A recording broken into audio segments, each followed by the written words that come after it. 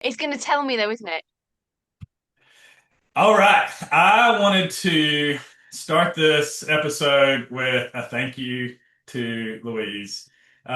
This is the first time we've actually met in person virtually from across the pond here. But I think back in 2023, I started my journey, started hearing about the nervous system, learning about trauma, and Louise is like popped up on LinkedIn. I used to be really active there. And she was like one of the first people outside of Irene, Peter Levine, um, Gabor Mate that I saw is doing nervous system work, and she's always been so kind and receptive, and always giving tips and sharing content, and really sending voice messages, going out of her way to be a resource for me. And so I'm really excited to be here on the show with you. And I just wanted to open up with a big thank you for being such a mentor, a resource, and a friend that I could really reach out to when I didn't know what the hell was going on with some of this stuff. What a lovely start to the podcast. Thank you. Thank you for sharing that because it's lovely to hear. It's lovely to hear lovely words. Hmm. And thank you so much for having me here. Absolutely. I'm excited to dive in. We had a little bit of a pre-chat, didn't we? So I know some of what's coming. Yeah, yeah, we pretty much talked about everything that we're going to talk about. So this will just be a part two for us. We have such similar stories of early childhood, being in the corporate world. I wrote down that you're a lawyer gone rogue, and as I am, I left the corporate world and started my own business. And you've got your coaching practice, and it seems like that's morphed a little bit. But I want to go back to this quote that I wrote down. I was listening to your podcast, and it was, the way I'm living my life is not conducive to my health. Do you remember that quote? I mean, I don't remember specifically saying it, Yeah. but not on the podcast. But yeah, absolutely. And I remember talking about that a lot. Um, do you want me to just dive in and talk a bit about that? I would love. I want to know like the backstory. It's like this. What I want the audience to hear is this. Where was Louise at before she decided to go on this journey and be a lawyer gone rogue? Yeah, yeah. So, I guess if I go back to being like 14, 15, 16, we had Hmm. these planners at school and you had to write down your goals in the planner about what you wanted to get in your exam results. And there was this big shift for me because I remember to begin with, I didn't want anything below a C at sort of age 13, 14. And then by the time I got to 16, I didn't want anything below an A. Mm. And it was like this big perfectionism thing kicked in of like, Yeah. I need to be perfect in order to be acceptable, in order to be loved. I need to be perfect. This is what I need to do. I didn't really have a clear what do I want to do with my career, but I understood very, very clearly it was very important to do something that looked good, that paid me a lot of money, that would had like this clear career path, and that I needed to work very, very hard to do Mm. it because that's what you did if you wanted to be successful. So I picked law because it sounded good. Mm. Literally, that was it. Law sounds good. So I go off to university and I do my law degree. Um, and And then in terms of, okay, how did this then manifest into a lifestyle that was not conducive for my health? Hmm. So I think first of all, I picked something that I thought looked good and would make my parents happy, not necessarily what it was that I wanted to do or what I Hmm. enjoyed. I found the environment very, very stressful. There was a culture where you worked all of the hours, you gave everything in law and lots of professional services firms. And I don't know if it was like this where you worked in corporate, you had to record your time to a client. Every 6 minutes of your hour had to be assigned somewhere. So you no longer owned your time, right? Wow. Every minute of your working day had to be justified and had to be put down somewhere. Mm. The work requirements, the team, the stress, the expectations were off the charts. And so, not conducive to health to me looked like, from a work perspective, waking up about 4 a.m., often having been awake between like 1 and 3 because I couldn't sleep, Hmm. too wound up to go back to sleep, getting up, getting on the first tube into London, thinking I was doing myself good by going to the gym before work. Because that was like the bit for me for the day that was going to Hmm. help set me up for the day. So Hmm. I would go and do, to begin with, like spin classes, but later I got into weight training. So I would go and do a 90-minute weight training session on, get ready, because I know the kind of work you do. So I know you're going to enjoy this information. A coffee and a Monster energy drink. Oh yeah. Oh yeah, caffeine. Caffeine was my friend. Then I would go into work. I would have these crazy, crazy long days at work, like intense back-to-back meetings. Did not realize at the time that I'm an introvert, but there was no white space in my day. So Hmm. I'm back-to-back meetings, desperately trying to keep up with email, desperately trying to keep up with queries from people. Um, Also desperately wanting to be thin. So didn't no fat in my diet. Hmm. Basically no carbs. I ate a lot of protein bars. I did eat some sushi actually. There was some rice in there. But basically I was starving myself. I wasn't sleeping. I was over exercising and really pushing my body. Um and existing on like crazy amounts of caffeine. I mean like I could have had eight coffees, Monster energy drinks, sometimes two, Diet Coke, cups of tea. Cups of tea. And then in the afternoon, I'd need a little pick me up, but I couldn't let myself have too much because I really needed to be thin because I was overweight as a teenager, right? So I'd done Hmm. that whole journey, but I was in Hmm. there like I just need to be thin because that's how people are gonna love me phase. Hmm. Um, so I might have had like a little pack. They're probably still massive over there, but we have actually little packs of sweets. A Oh. little pack of like a 40-gram pack of peanut M&Ms or something in the afternoon, and that was my like how do I my little sugar fix to get through. And then I'd go home and I would crash out, have some dinner, crash out in front of the TV to go back to bed, to go back to work the next day. And it was just this like never-ending perpetual cycle of over pushing, over giving, constantly working, constantly stressed. Spent my weekends trying to recover, but then I would want to do things on the weekend. Um, and that's just my outer world, right? That's Hmm. just my outer world. Forget all the stuff that's going on in my head at the same time. But that's kind of an overview of not conducive to health in Yeah. many, very, in many. I totally get it because that was me working in the corporate world and slowly waking up to the fact that yeah, this isn't conducive for health. And if I'm gonna I think I was just thinking of survival at that time. If I was gonna survive, then I've got to start doing some things differently and I gotta learn about health. And now, did you from that point of realizing like, oh man, that this is not conducive for my health, did you go right into the mental emotional work, or was there a period of like doing and managing and fixing? Did you get into any of that? So I got really, really into nutrition. So there was Mhm. a shift. There was a Yeah. shift where I was trying to eat better, but there's still this background preoccupation of like, but I need to be thin. So I probably Mm. still wasn't eating properly. But I had a really, really solid understanding of macros, nutrition, what was good for me, what I should be doing. So I did go to bed, I sort of did go to bed crazy early, but there were things that I tried to do, but I stopped when my body stopped. Mm. And when So you it say wasn't like stop, is that the fatigue? Is that what you mean when the body stop? I mean like just no, I just mean like full on burnout. Like I just pushed myself until I fell over. Like it's lovely to have that story of like, oh, you pay attention to your body. And I used to say, if you listen to your body when it whispers, you don't have to hear it scream. No, my body just screamed. I got to the point where awake every morning in floods of tears, couldn't cope. I had this rash on my neck, rash on my face. I started getting the thing that really got me. I started getting tingling in my hands and feet. And I had a blood test. They wanted to do a blood test to see if I'd got MS. And at that point, I was like, shit, have I pushed myself to an autoimmune disease here? Yeah. Which is so Um, common with trauma.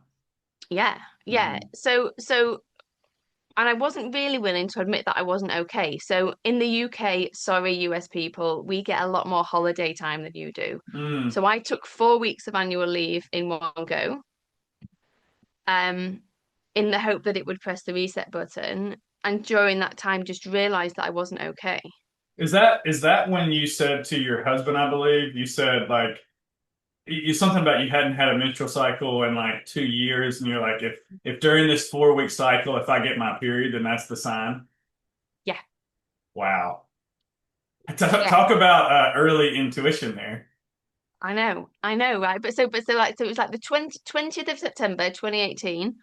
And it was like literally 3 weeks later, I'm like feeling crap in my body. I'm like, why is everything hurting? And then I had my period and I hadn't had one. I'd come off the pill in December 2016. So almost 2 years later, hadn't had a period. Like Wow. so again, lifestyle clearly not conducive to Well, health. and that's pointing to the nervous, or excuse me, the hormonal dysregulation that's going on under the surface. Not to mention, trying to come off of a hormone pill. Now we're trying to regulate the nervous system, and we know when that happens because I've been on testosterone replacement, and I expected my testosterone to be perfect all the time because now I'm taking it exogenously. But man, when that fatigue comes on, when the freeze, the collapse, luckily I got to see it drop. But it sounds like were seeing it in a different way. Like I got to see it in the labs, but that period of taking some time off, it was like, oh, this is what we really need more of. Yeah, yeah, Yeah. massively. And so I worked for big corporate. Hmm. And so they had something, I don't know if you have it over there, but it's kind of common over here with big corporates. They have something called an employee assistance scheme. So I Mm. use the employee assistance scheme to get my 6 free sessions, because like that's enough, my 6 free sessions of therapy. Yeah. And at the end of those 4 weeks, I go to the doctor and I'm signed off work with stress. So this all happens in conjunction in the kind of the fall. See, look, I changed autumn to fall there. In the Yeah. fall, Yeah. Yeah. in the fall of 2018. Now, my perfectionism A-type personality was very, very strong. Hmm. And I did not like in any way, there was a lot of shame about the fact that I was not okay. So, whilst it has served me well, there was this very, very strong driver of I am going to do everything and anything that needs to be done so that I never feel this way again. Hmm. It was this very strong, clear thing. So, so I go to the therapist. So I immediately start doing the talk therapy. I go to the therapist and I go to the therapist with one clear intention. I want you to help me decide whether or not I'm done with law or if I want to go back to law.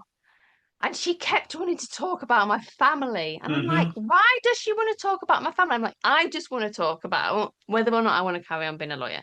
Yeah. And there was I've no idea what we talked about, but there was some kind of family scenario that I'd shared, and she was like, "You do know that's not normal, and that's not healthy, and that's Mm. quite a dysfunctional dynamic." Hmm.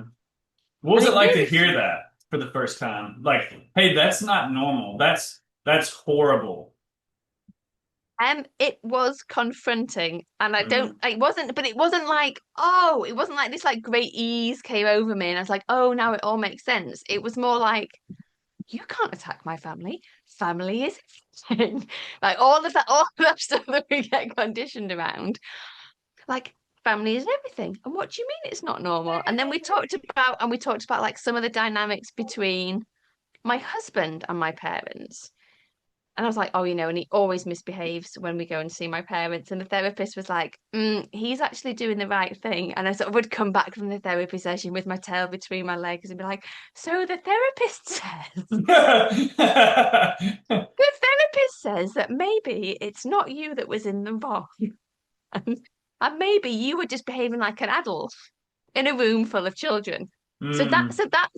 That kind of kicked things off. So you were used to abandoning yourself to stay in connection with the family, and whenever he wasn't getting in line with the family, and you're going, whoa, whoa, whoa, whoa, whoa, whoa, whoa, like that's not okay. Yeah. Yeah, Yeah. exactly. It's like you go home, you play by the rules, you don't challenge dad. You don't challenge dad. Yeah. Right? This is how we behave. And it's almost like that thing of and I don't know the stuff that you've done with Irene, but the way I see it is like the emotional bargaining. of like, so it's like we accept this neurosis, or we accept this pattern, all of these like unsaid rules Yes. of Okay. like, Yeah. I'm going to accept this dysfunction, you're going to accept this dysfunction, this is how we're all going to play in our dysfunctional world, and none of us are going to look at any of it.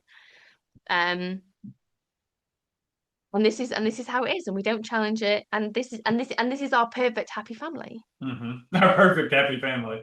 Our perfect happy family where everyone's just perfectly happy all of the time, and Mm, isn't it great?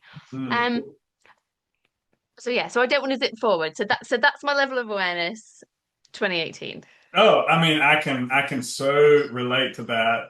Um, I imagine this conversation that I'm referencing was probably in 2015-ish, but I remember my functional medicine doctor going like, "We need to talk about your childhood trauma," and I same reaction. I was like, "How dare you?" My family was perfect. And also later on, I guess 2021, reading the body keeps the score, Mm.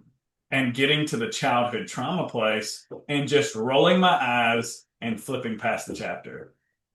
Right, so let's forward to 2019 now. I start working with my first coach, right? Start working Yeah. with my first coach. She recommends Body Keeps the Score. Mm. And I think she also recommended Waking the Tiger, Yes, Peter Levine. right? Yeah. Yep.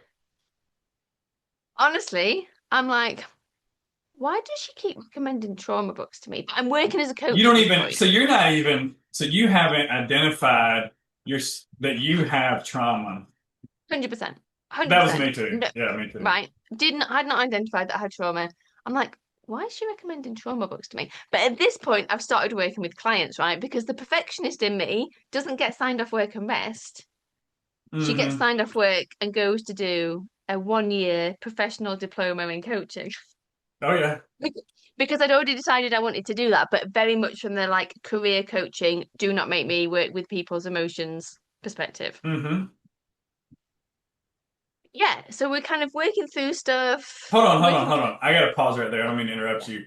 So explain to me the coaching that you were doing, because it sounds like were you helping people with their trauma and their nervous system Oh when no, you hadn't no, identified it in no, yourself? no. Okay, okay, No. okay.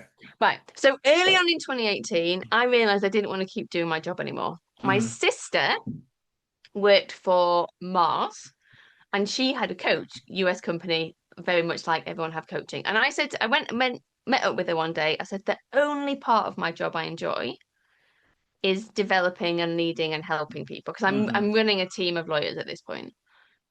And she was like, well, what about coaching? Hmm. She's like, I've got a coach. Like, I think you'd be quite good at it. It's quite flexible. And I'm just like desperate to get out. So most people do coaching, don't they? It changes their lives, and then they're like, I need to go and do this and help other people. That was not my experience. I was like, I need to get the fuck out of Dodge, right? Oh, coaching sounds good. I'm Googling coaching. And then I literally email in from the office at my desk, email this coaching company. I'm like, I haven't got any coaching qualifications. I haven't got any coaching experience, but I have been leading and managing people for 10 years. Please, can I come and work for you? Yeah.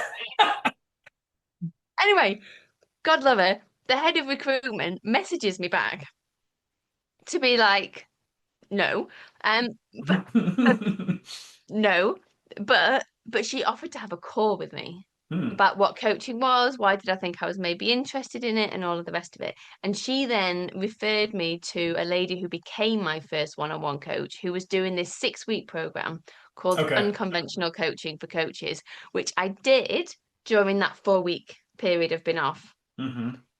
And then the 2 weeks after that. And I was like, oh, this is something that I'm really interested in. But I'm just desperate to get out of law at this point, right? Hmm. I know I love helping people. I know I love making a difference to people. And I think actually and helping people progress in their careers and get promotions and all of that is stuff that I've been doing as a lawyer. Hmm. So I just think I'm going to become a career coach. So I do a diploma in professional coaching practice with these additional certificates in career coaching and team coaching. So 2019, I'm just helping people with their careers, Okay. Okay. right? So I'm no going nowhere near any of the stuff. So the coach recommends these trauma books to me. I'm thinking, is she recommending these? She must be recommending these trauma books to me because I'm talking to her about some of my clients who have clearly got some trauma.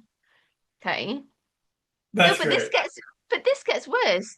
The next year, 2020, we have all the COVID joys. Yeah, I don't get to see anyone in my family for months because that's how it went down. But there's this great unraveling of some of the dynamics within my family. And after about a year of working with this coach, she talks about narcissism and oh narcissists. my God. Are we the same person? I'm freaking out right now. Right? Yeah. So I do all of this work, I have this greater understanding. Still very much in denial. There's no trauma in my life, though. Still no Hmm. trauma in my life. 2021, I start a mastermind. And in that mastermind, one of the ladies in there is sharing about how she helps clients and the process she takes them through. I read the process and I'm like, my husband really needs that. Ah! My husband really needs that. I'm no contact with my parents at this point. We've had this big blowout in Hmm. 2020, right? And I've still got no trauma. I've still got no trauma. Um, and we were encouraged within this mastermind to do peer coaching. And I was like, oh, well, we can talk about our different offers and do peer coaching and we can do some trauma stuff as well. And she was really good with the boundaries. She was like, well, no, if we're talking about trauma stuff, that's a consult. That's not peer coaching within this business mastermind. And so we had a consult, and it was kind of then that the it was then that sort of the penny dropped of like, oh, I do have some trauma. Mm. There's some stuff here that's been, and I love the definition of trauma of anything too much, too fast, too soon, or too little for too long, or anything that overwhelms the nervous system. Yep. Because I think for so many, it's like, well, if I haven't been sexually assaulted, or I haven't been to war, I haven't been in some catastrophic car accident, then it isn't trauma. Anything else, there's all this like stigma around it. No one likes the word trauma. But yeah, so it was a slow burn. It was a slow burn, which is why I'm fully I've got a lot of compassion for the people in a lot of denial. Well, you're making me feel better about my journey and for the listeners, we get into this, especially if we come from a world of biohacking like I did and a world hooked on Amazon Prime and next day delivery, and we think it's all just going to happen overnight. We go to this 6 week course and we're going to be healed. And it is a layer and it's not linear. It is circular because you are revisiting these things over and over and over again. And it is. And if we went fast, and threw somebody in the deep end of the pool, that's where you get your ass kicked, right? And so it's probably, I imagine if you look back, it's the way that it should have been, is this slow unwinding, peeling back the layers, not this cathartic, rip the band-aid off and jump into the deep end of the pool type of thing. Yeah, exactly. And I think and for me as well, it had to be gentle because what I then recognized was, so at this point, so I'm 33 when I get signed off work with stress and leave law. So at this point, say I'm 36, I basically had spent 36 years completely dissociated, checked out, and all of the rest of it. Like there was no way I could be like, oh, let's everything come back online right now in Oh one go. yeah. Like it had to be a very gentle, slow burn. But also there was so much conditioning there. I was so enmeshed with my dad, Hmm. like so enmeshed with my dad, all of these things going on that were really, really hard to look at. So I could only look at things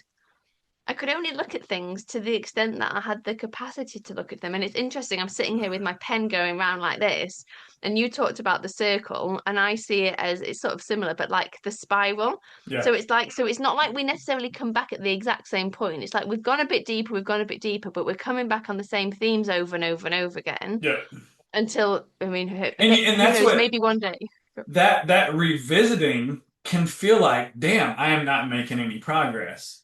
But each time, and what would scare the shit out of me was, oh my God, I'm going backwards. Mm, yes. Yeah. And now it's like oh no, this is a new understanding. And it's kind of like the more, and that's why education is so important.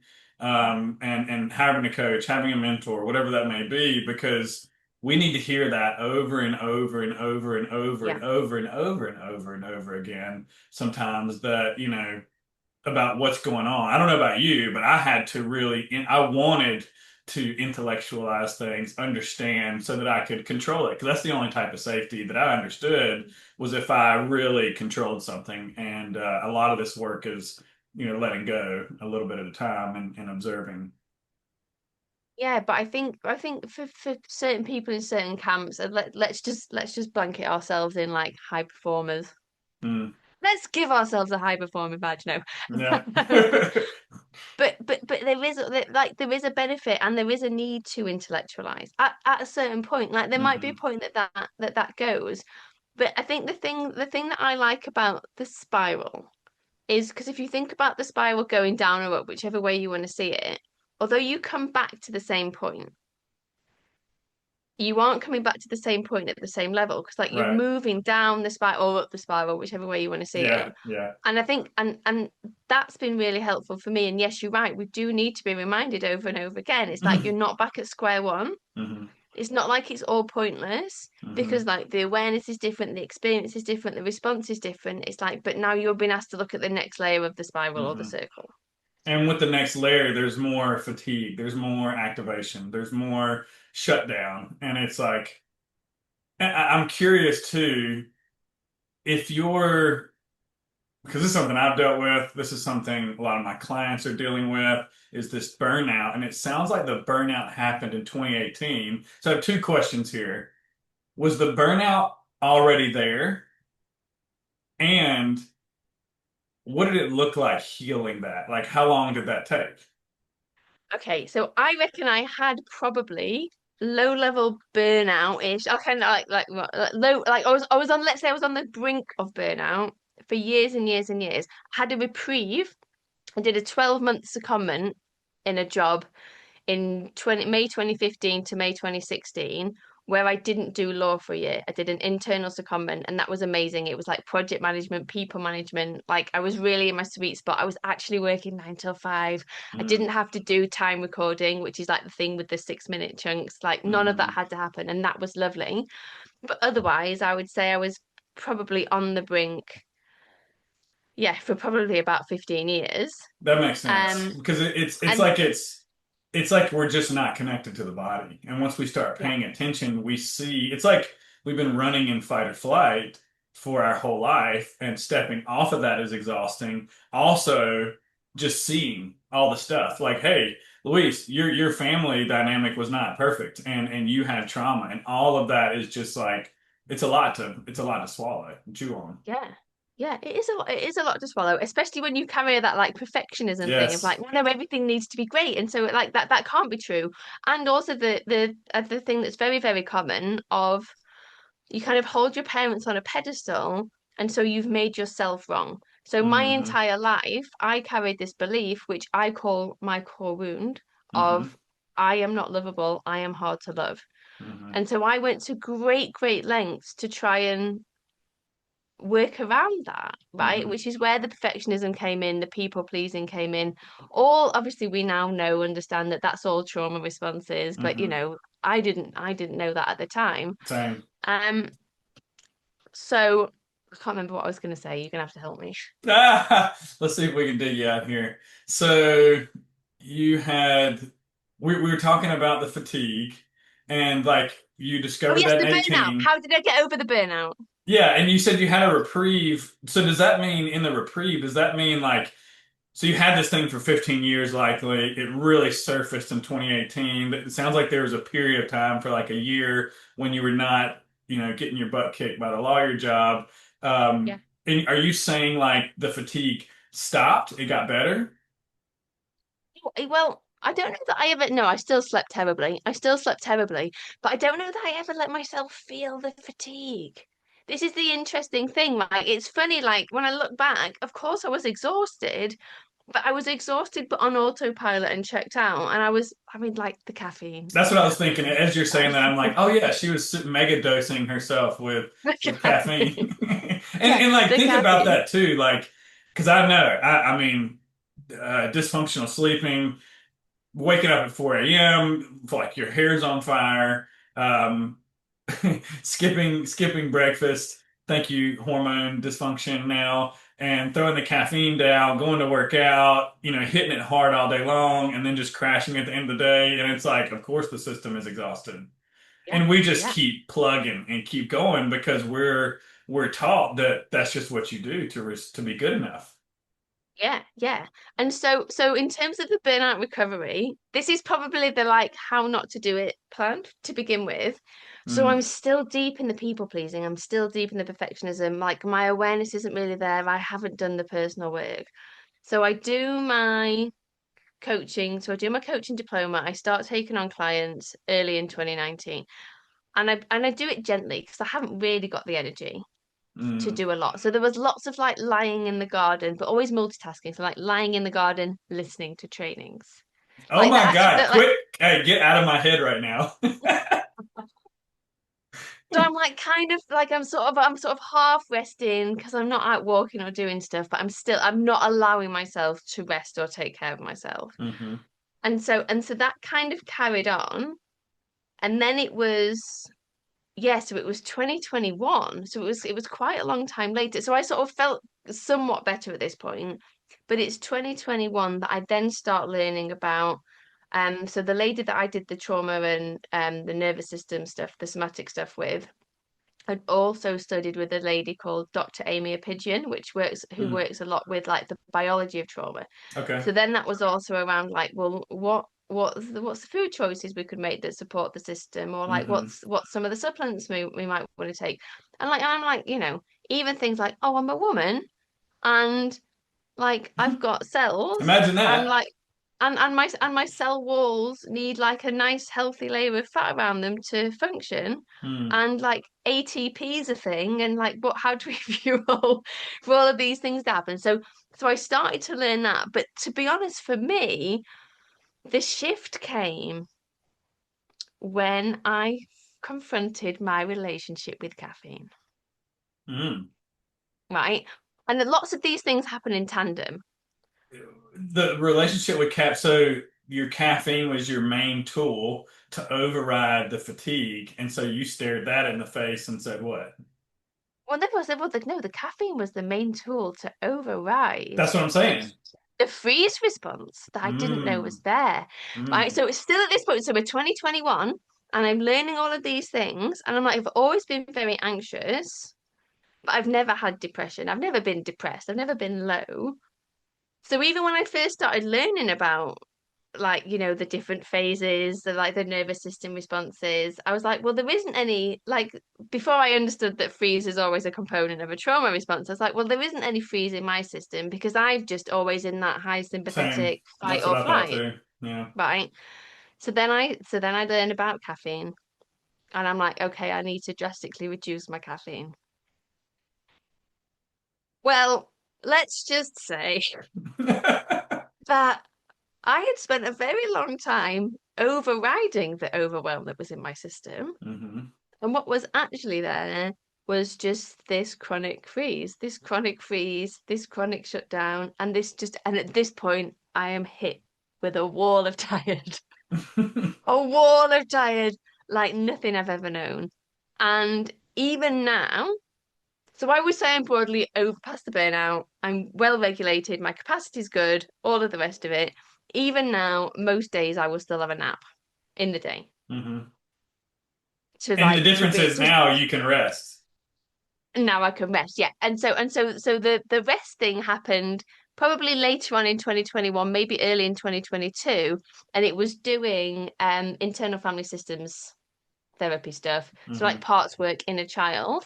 And I made contact with this 12-year-old part of me that didn't feel safe to rest. I had a coach that said to me, she said, well, what happened? I said, I find it really hard to stop and rest. She's like, well, what happens when you stop? And I was like, I don't know because I don't do That is exactly where I'm at right now because it. my last session, my therapist goes, how did she say this? So like we are talking about can we rest like 5% more than what we're doing? I'm like, okay, Yeah. yeah. And she said, when I was in this kind of phase, I used to scare the shit out of myself when I wanted to rest or to motivate myself. And I was like, hmm. And that's what happened maybe 2 weeks ago. I went to rest and I heard this voice of like, you can't do that. You know, if you lay down, you'll never get up. And I was like, oh, wow. And so that's like, oh, now we get to meet this part. And when I recognized that and I started softening my approach to myself and really questioning parts work is like, oh, here's this part, and it really feels like it can't rest. And so now instead of telling it to shut up or feeding the compulsion that it wants to avoid the thing that I'm avoiding, now I'm gonna move towards it and see what it wants. And it's like it wants safety, it wants belonging, it wants connection, and it's saying, um, yeah, you can't rest. Yeah. Yeah. Um, And that was the bit for me. So it's I am a little bit more visual now, but back then the only time I really had strong visuals was when I was doing the somatic work. But I had mm, this visual of me about age 12, sitting on my bed, my childhood bed, in the dark with my knees bent, in that kind of like curl up. mm, They're like so I don't know how much somatic stuff you've done versus nervous system, but that like collapse supportive pose. yeah. And I was just so sad. I felt this like real overwhelming sadness in me. And it was like this 12-year-old part of me that's like, if you aren't constantly doing and giving and out there and all the rest of it, you're going to be forgotten. No one's going to Mm. notice you. It's like you need to do that stuff in order to be worthy. And there was so much sadness, like so much grief, so much pain that came with that release. But on the other side of that, and then doing some work with that part of me, it allowed me, it created this capacity of, okay, actually, it's okay for me to rest. It's safe for me to rest. What happened with the caffeine with that realization? Did you cut back? Did you cut it out? Like, was it okay because it was really more about how you were relating to yourself? Like, how did that? Oh no, I think so. I basically cut it out, or like went down to like a coffee, and that was it. Hmm. Which I think is fine, rather Yeah. than like 8 shots of coffee Yeah. and all the rest of it. Um, well, no, it was just, but it was very, very confronting because it was like, oh, this is what I've been masking all of this time. And so you This were is finally what's able really to here. see the freeze. Like that was me too. I'm real familiar with activation. There's no way I have any freeze because I'm always jumping out of my system. And then the more digging I've done, it's like, oh wow, this is freeze, this is collapse. I Yeah. guess I thought like freeze was a bad thing, and I'm saying that for the audience right now because I hear that from so many people, and while it sucks to not have any fatigue and to literally your body to shut you down, it's so intelligent because we can't, just like we started this conversation, the way we're living is not conducive for health. Yeah. It's such an incredible protective mechanism, right? It's Exactly. like it's like the reality of your life right now is too overwhelming for your system, so we're just going to turn everything off. Hmm. And then I think this is the challenge again with like the high performer, the perfectionist, the people pleaser. Well, but we're not valid as human beings if we're in this state. So we need to Hmm. find a way to override it and push through. And so you can push through with caffeine, you can push through with exercise, you can push through with creating drama, creating argument with your partner, stuff that then pushes the system Hmm. up into that high sympathetic, which you can see was my day, right? I started with the caffeine, I went to the gym, I had this stressful day. And then what happened when I got home? I collapsed again. Hmm. And likely that felt normal. That felt like what you were supposed to do. I didn't know any different. Right. But this is the wild thing now, because then you do all of this work, you come out the other side, well, as out of the other side as wherever you're at, and then you look around you and you're like, oh, everybody else feels like I used to feel. Oh yeah. And it's that is sad to see, especially if you're someone that wants to help or rescue or feel responsible Yeah. for other people. And it can be lonely. Oh, it's so lonely. Mm. It's so lonely. I can't remember where I've talked about this. It could be a podcast or it could just be me chatting to someone in a group or whatever. But I think but I think there's good reasons why people don't do this work, right? But there is this absolute depth of loneliness because, well, I think also a lot of people come to this work and they've already got that kind of narrative of I don't fit in, I'm not like everyone else. I was the black sheep of my family because we're the cycle breakers, right? We're the ones Hmm. that are here to be like, yeah, no, we need to do things differently.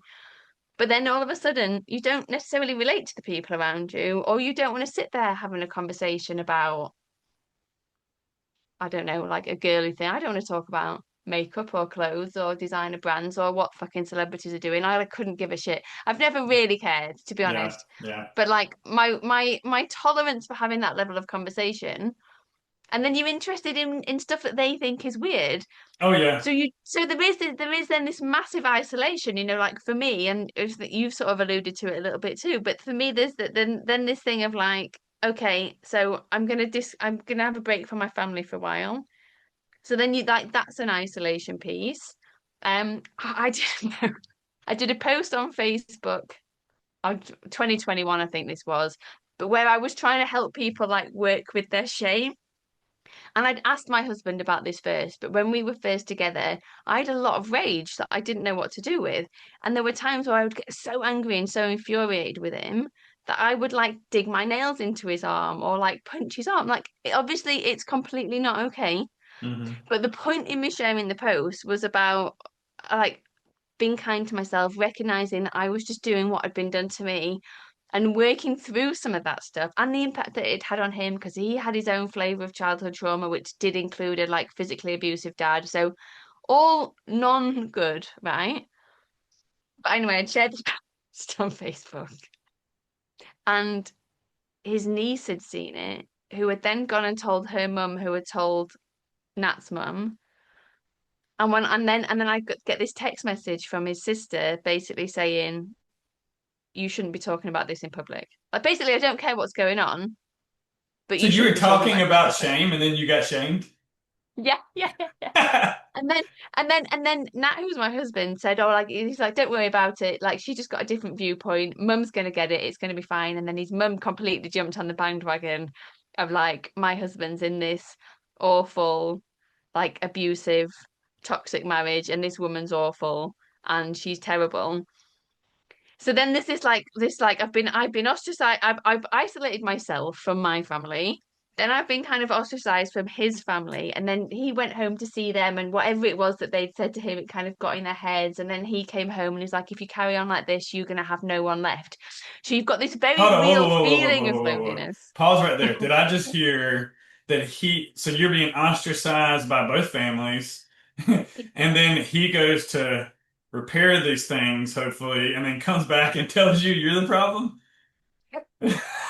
Yeah, yeah. If you carry on like this, you're gonna have no one left. Honestly, my body, I had such a I every now and again when I first started doing the trauma work, I would get this like stomach spasm thing, and I had a stomach spasm thing that day, like nothing else. I Like bet. this is one of the things though, isn't it? Once you start connecting to your body really starts to communicate with you. So yeah, so there was this very real loneliness in that internal loneliness that you feel of like, I really don't fit in, people don't get it.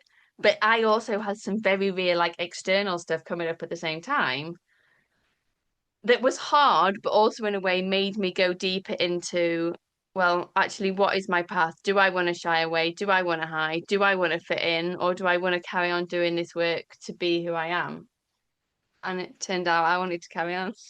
Yeah, so would you say this is something I wrote down I thought was kind of funny because it's another similarity. So would you say that the $250,000 that you spent on therapy and coaching and courses and healing work was worth it? 100%. 100%. But there Yeah. are points in time where it does just feel really, really hard. I had a client recently say to me, she was like, you talk about taking the red pill. Oh yeah. And I asked her, I said, well, if you could untake the red pill, would you do it? She was like, I would untake the red Oh. pill. So But I let me think, ask you this then, because it sounds like you have a lot of experience with this. Like for someone that's going through that's having an awakening, mm, because that's what it is. I mean, mm, I think there's different levels. There's the family, there's more personal, yeah, there's my work and what I'm doing. and then there's society and, Yeah. all of that. So someone that's going through this and is feeling lonely and maybe they feel like they could unred pill themselves, like what resources are out there? What advice or tips would you share with that? So I think it's really useful if you've got someone who can help you normalize it and be like, yes, there is this loneliness phase, there is this grief phase. The other thing as well to realize is when you've spent the vast majority of your life for a very good reason in the freeze or the collapse or dissociated or whatever word you want to say, a little bit checked out, a little bit disconnected if you want to soften it, the way that we heal is you have to feel all of the hurt that you couldn't feel at the time. Yeah, nobody You have told to nobody feel it told me that fresh. when I signed up. I know, we wouldn't, would we? No. I started this work thinking I had a husband with anxiety and depression and a toxic job, and if I could just sort those two things out, then my life would be perfect. Yeah, yeah, oh yeah. It's definitely a them problem. It's not me. Exactly. Yeah. Yeah. Yeah. Yeah. Um, so I think it can be really, really, really useful just to find someone. Doesn't need to be like, I don't mean go and pay people money, but it might be like a group or something that can help you normalize the process. And then also it depends on like your particular flavor of red pill, right? Because like you've said, there are lots of different varieties of awakenings and different things that will happen and different things that will open up. Hmm. And I suppose it's also finding the spaces that can meet you where you're at with that. So I found it really interesting when I was in like coaching groups and people would share about narcissistic family members or talking about Hmm. narcissists or like going no contact with their family and what that was like. And I at that point in time that felt really useful to me. Interestingly, fast forward a few years, I'm back in contact with my family in a way that I never expected would happen. There is some truth in like when you heal the field, Well, let's but let's let's pause a little bit right there because go that's on. something that I'm dealing with personally is no contact and trying to just navigate that and seeing it felt like I was just the most horrible person in the world because of my conditioning that was very similar to yours. It says family is everything, abandon yourself. And so I love hearing stories about people reconnecting and repairing and healing. Like what was that process look like? Maybe what started that? What let you know? Oh yeah, no, it was a dinner. So very similar to you. There was a family event for me that I went to and I saw all the shit. And it was like everything everywhere all at once. It was too much and I shut down and I said I need some space so that I can heal, um, so that I can be okay. What was that like for you? So there'd been an 8 month gap during COVID where I hadn't seen them. I'd been doing a lot of work. They came to visit, and I'd actually been doing a lot of work on understanding my mum. And I think I just hadn't really had the capacity to deal with them both. And then when they came to visit, my dad behaved in a certain way, and it was like, there was just so much going on. But what was interesting was I was in a place where I felt relatively able. So I didn't know there's no body work been done at this point. So this is all like just mindset, understanding, a couple of years Mm, into not being in law anymore. Um, but I got myself, I was quite calm, I was quite regulated, and I went to have a conversation with my dad about like, I'm noticing that like this doesn't feel good. Can we have a conversation about it? And the unwritten rule in our family is you don't challenge dad. And he refused to have the conversation. same here. It's Said exactly what happened. said anything that had happened was my doing. It was of my own making, and he completely shut down, couldn't even begin to have the start to even didn't even know what the conversation was going to be. Hmm. And he made my mum pack up the car and drove back home. And we'd moved at this point, so we lived like 4 hour drive from them. And they left a day early, and I felt like I had been crushed. Yeah. Absolutely crushed. Then my mum blamed it on me. She told me that my dad was hungry and that's why he Yep. behaved the way he did. Same here. Right. Yep. Right. But I'd watched my dad overeat the whole weekend, right? So it was like it wouldn't and I've got sufficient knowledge of nutrition. Like I know what's in food. I'm like, that man was not underfed. Hmm. Um, that was kind of the start of it. And I don't know if you've had the same thing, and you might not want to talk about this.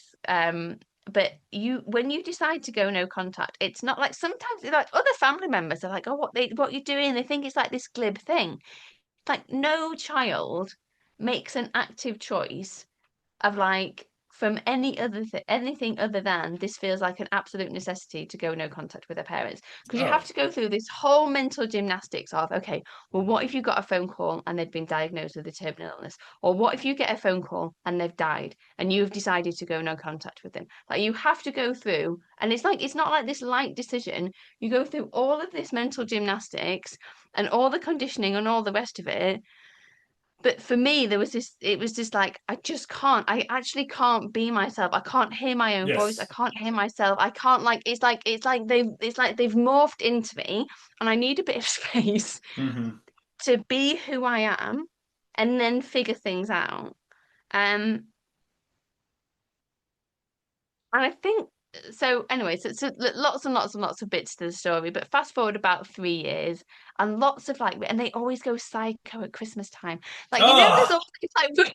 I hate holidays now. Like because of this situation, it's like, oh, everything's okay. How are we doing? Or whatever. It's like, God, like let's Right, don't because pretend it's that everything's almost like okay.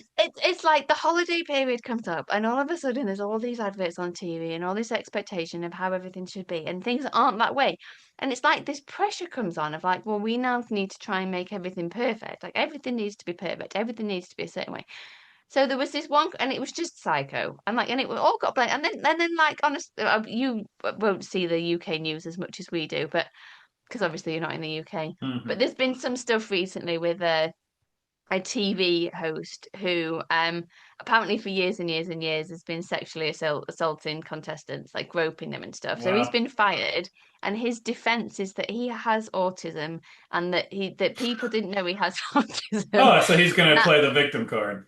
right, he has autism, and it's the BBC. You'll have heard of the BBC. It's the BBC's fault that they didn't recognize he had autism and they didn't support him enough. And I'm like, mm. So I had the similar thing of like, oh, like, well, mate, we think your dad's autistic or this, that, and the other. And I'm like, look, he might be, but that doesn't like we can't just put a label, we can't package a label and excuse any kind of behavior. Hmm. But anyway, so it came to a head. One of the things, so at this point, I'm well in the nervous system training. Like we're a couple of Christmases in. I've probably spent a year, maybe 18 months at this point, having weekly stuff for me. I also then spent 2 years training in it. So like I'm a bit more able. But one of the things that I got told was in the kind of whole fawning thing and the people pleasing and all the rest of it is that shift when you've got the ability to be the bigger animal. Like that's the thing I got Than told. the oppressor. Yeah, so they come at you. Yeah. They come at you and it's like, can you hold the space? Not like attack back bigger, but it's like, can you hold the space? So rather than sort of fawning and backing down and going into the freeze, like when they come at you, can you just Can hold the you space? be with the discomfort of the situation? Yeah, Yeah. yeah. But if we like went into mammalian terms, like be the bigger animal, and I just kept getting this barrage of stuff back, and in the end, I just sent this email off. And it was like, I'm talking like I'm going through like ACE scores, like my adverse childhood You're experiences, educating. stuff, all of the things that had happened to me. Like there's some compassion in there as well, like like saying like, I get this is all what happened to you, but this is what you've done to me. No one seems to want to take accountability of it. These are all the impacts that I've had. This is my A score. This is what it means for me and my health. I actually want to go away and do some stuff that means that this is not like the prophecy of what's going to happen to me in my life, because I'm really not here for it. Um, and I've never felt loved by you. I've never felt accepted, and I've never felt good enough.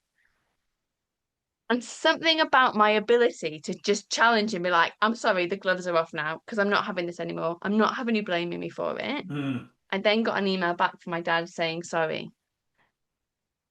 mm. Like, I'm sorry. I'm sorry you've never felt this way. I've always loved you. I've always approved of you. I'm sorry that I failed. But like a little bit victimy still. Like, almost Sure. like, oh, I'm Yep. sorry that I've so failed you, blah, blah, blah, blah, blah. So still then didn't see them for another 15 months after this. Maybe even 20, maybe even 2 and a bit years. But we did sort of exchange these messages in December of 2023. And I sort of said to him what I've just said to you. I was like, he was like, "Oh, I'm really sad about our situation because we're 3 years in at this point." And I was like, Well, I'm sad too. I'm like, no daughter actively chooses not to speak to her parents. So this is like, are you breaking the no contact as this is happening? Like, is that kind of what's going on? Yeah, a bit. So maybe no contact isn't fair. Maybe it's like almost no Partial, contact. partial contact. Almost no contact. So Yeah. like because Chris everyone they just get weird. So it would be basically no contact, but a bit crazy around Christmas time, Yeah, yeah. and then like a bit crazy around like Birthdays. birthdays as well. Yes. Especially because I share my birthday with my dad, right? Oh So yeah. Double dose there. yeah, yeah. Yeah. Um, and so then I get so that's with my dad, and then my mum messaged me and basically says, "Shall we try again? Do you want you pick the weekend? You pick the weekend. Do you want to come and stay for a night?" And we'll try again. And this is about 3.5 years in. And it was hilarious, right? Because all the stuff they still used to do, like making comments about too much toilet roll being used, or dad putting certain coffee pods out that we could use in the morning because they didn't want us to use Oh our my God, get special out of my coffee head pods. again. He didn't want us to use his special coffee pods. But rather than me getting triggered about it, I sort of went back upstairs and laughed and that. I was like, I haven't spoken to these fuckers for 3.5 years. You'd think he'd be like, my daughter can have whichever fucking coffee pot she wants, Yeah. right? But all the patterns still very much the same. But I was different. And when we Yeah. came away from that, Nat reflected, because we've been together 17.5 years, right? So he's been with me for a long, long time and seen all of this. And he said, it's the first time I've ever seen you with your parents where you didn't become their little girl. Mm. What's it feel like to hear that? Really empowering. I was like, Yeah. yeah, I've been doing the work and it's been working.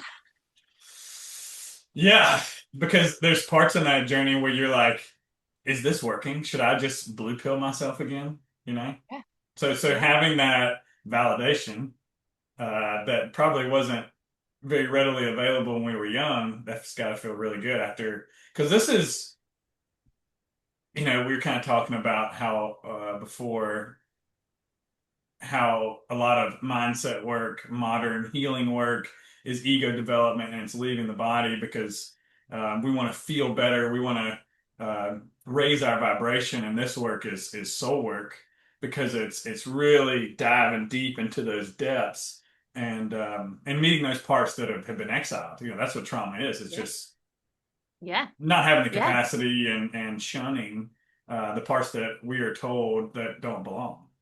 100%. And it is brutal, right? Now, so the last year, just to finish this off, the Yeah. last year, they've been to stay. Had a really nice weekend. Saw them on my birthday and had this really, really nice time. And then they're coming here again in a couple of, yeah, not this weekend, the weekend after. So I will have seen them 3 times this year.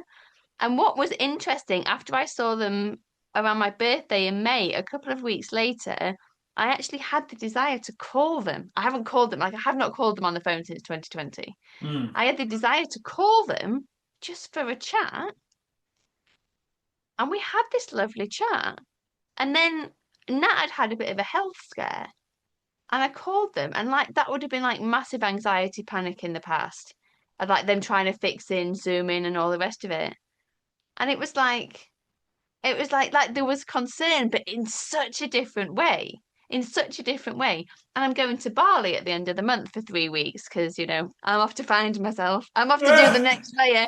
I'm off to do the next layer of my spiral. I've got no idea why I need to go. I just know I need to go. Yeah. Um, and again, so I share that I'm going to Bali. Now, 100% in the past. Are you going to be safe? How are you going to go? What are you going to do? Blah, blah, blah, blah. I just get a message back. That sounds fantastic. How incredible. Have an Mm. amazing time.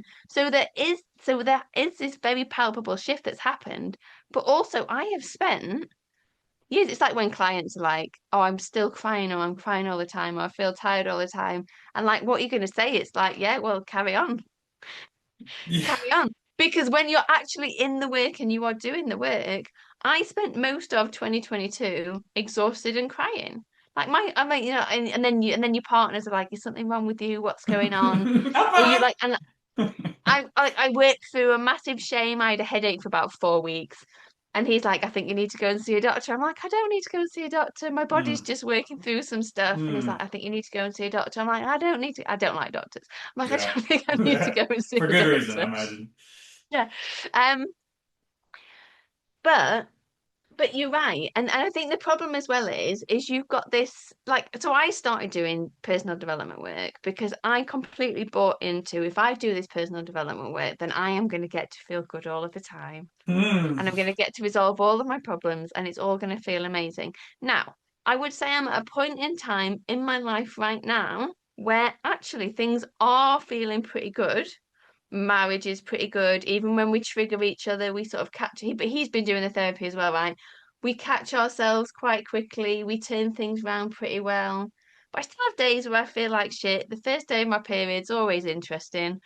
But on balance, overall, I feel like I've entered what I like to call my joy era. Mm. But 2022, I cried for a year, pretty much. Then I was angry for a year, pretty much. Then there was lots more crying.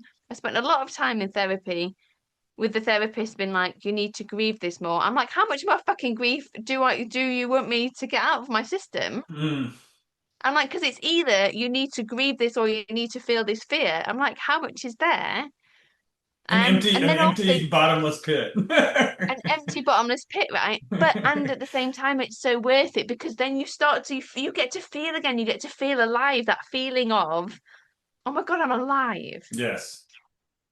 I am alive. And the first time I said that and I realized that and I felt that it was in a somatic session. And it's like I'd literally had this sensation, like the visual of me pulling myself out of this vat of tar that I'd been drowning in my whole life. And it's like I could breathe for the first time. And it was like, I am alive. Mm. I am alive. And then the tears that came with that of this like realization of I am alive. And the thing is, it's so hard to describe it in a way that isn't going to make people run for the hills, right? But at the same time, I think sometimes this journey finds you and you know you just have to carry on with it. Um, and it's incredible. And I can't even remember where we started before I went off on my little tangent. Oh But no, no. I mean, I again, it's so every time you do, there's points in this world journey, and I'm sure you felt this way, where you feel like nobody else feels like this except me. And I Mhm. am half the time I'm laughing over here. It's because, well, Louise is hilarious, but also like our stories are so freaking similar. Yes, yes, Um, it's mind-boggling to me. There's something you said, and I'm actually losing what I was gonna say. It's like it's so good to have someone that you can just kind of laugh about the dark shit with, that you can relate to, and that you can have these conversations with and say, yeah, me too. It's exactly how I feel. And there's so much healing just in someone saying, like, I understand, I get it. Like I yeah. know what you're dealing with. And here's what I did. Yeah, 100%. And I've always very much broken the rules on that. And to begin with, I used to really beat myself up. I'm like, I overshare, I talk about things too much, I share my experiences too much. And then I was like, no, do you know what? That's just who I am. That's my sort of special sauce. And people are either gonna like it because they're going to relate to it and they're going to realize that I've been through what they've been through and they're going to know that I can help them because I've also like I've got the lived experience as well as the pieces of paper, or they're going to be like, yeah, she's not for me. Um, but it's such an important piece of the puzzle for me of like because if we can normalize it, it's why I like group spaces as well. If we can normalize the experience, it just takes the shame out of it, but it also takes the fear and the panic out of it. Like someone sent me a message earlier. So I do stuff on LinkedIn and Facebook and Instagram. And my Facebook just automatically posts to Instagram, but my Instagram is like tumbleweed zone. Like I wouldn't say I get massive engagement anywhere, but Instagram is like absolute tumbleweed zone. And one of the ladies in my mastermind, she's like, I'm thinking she's got this new idea. She's in the like the wealthy witches group, so she's got a mission. Hmm. And but how do you cope when you like just post stuff out there and then no one responds. And I was like, well, I said it isn't quite as bad on LinkedIn and Facebook as it is on the other stuff. Um, but it's the people that can reach out because you're sharing things that people aren't necessarily going to comment on it, but they're going to see it, they're going to read it, they're going to take it in, and they're going to know, oh, I'm not alone. I'm not alone, even though it like goes against the thing of all that bullshit about, oh, we should all pretend to be perfect and happy and wonderful all the time. It's like, well, no, actually. And I think people want real. I think that's a big shift that we're seeing is that people are craving authenticity, and the more and it's I love looking around and seeing. I mean, maybe it's my reticular activating system seeing what I Mm. just see all the time, but I see wellness everywhere, and I get super excited about it, and just have less and less tolerance for anything but Yeah. realness. Yeah, but it's interesting. So there's the camp of the people that are really interested in the realness. Sorry if you can hear the dog, by the way. I think there's a delivery happening. There's the people that are really interested in the realness, and then, but the thing is, because the realness it's not really the easier path. Let's Hmm. be clear, right? Hmm. It's the real path, and I think long term it is the easier path. But I think people do still very much get caught by the shiny object syndrome of, oh, but there's this quick fix over here, or maybe I can spiritual bypass, or maybe I I do. can just do this thing, or all the rest of it, because we all want that like instant thing right now, immediately. And of course, yeah, I mean, and I do as well. But actually the power is in like, can we pause? Can we slow down enough? Can we be in our bodies? Can we feel what's there? Can we work through what's there? Can we be curious about it? And can we take responsibility for ourselves? Even like when stuff's going on in my outside world now, I'm like, okay, well, how is this mirroring back to me something that's happening within me that I need to look at? Hmm. Hmm. Yeah, I mean, it's like once you're tapped into that awareness. It's like what I say with the nervous system lens. I did health and wellness and self-improvement for 20 years. And then when I found this, everything makes so much more sense because in the absence of the nervous system lens, it's all the ego development. It's all relying on external sources. It's all performance and intellectual. And um, to do this work, we have to really drop into the body and be that authentic self. And that's even something I wrote down as a question is like, you know, it seems like there was a point in your journey where you had a major understanding of it in your mind, but you just weren't feeling the way that you had hoped to feel. And I think that's when you really shifted and went into more of a somatic lens. And I think that's highlighting two things. I think there's a war going on between the top down and the bottom up people. And I Mhm. also am a huge believer in there's no one modality that works for one person, that it's usually a combination of several things. Yeah, I completely agree. And I also don't think it's the like there's like a set combination for people either. Mm, Like I think it's incredible that there's this whole host of different tools out there that people can play around with and explore. And so for me, I did the mindset stuff first. I did the intellectualizing, but also like I was trained as a lawyer. I came from like a family where emotions were not permitted hmm. and things that were intellectual was glorified, right? So it makes perfect sense that in order to start to get into this world and into this space, I needed to understand it cognitively, right? I Hmm. needed to do that understanding. But then I got to a point where I was like, I'm not sure there's a lot more understanding to be done here. Yeah.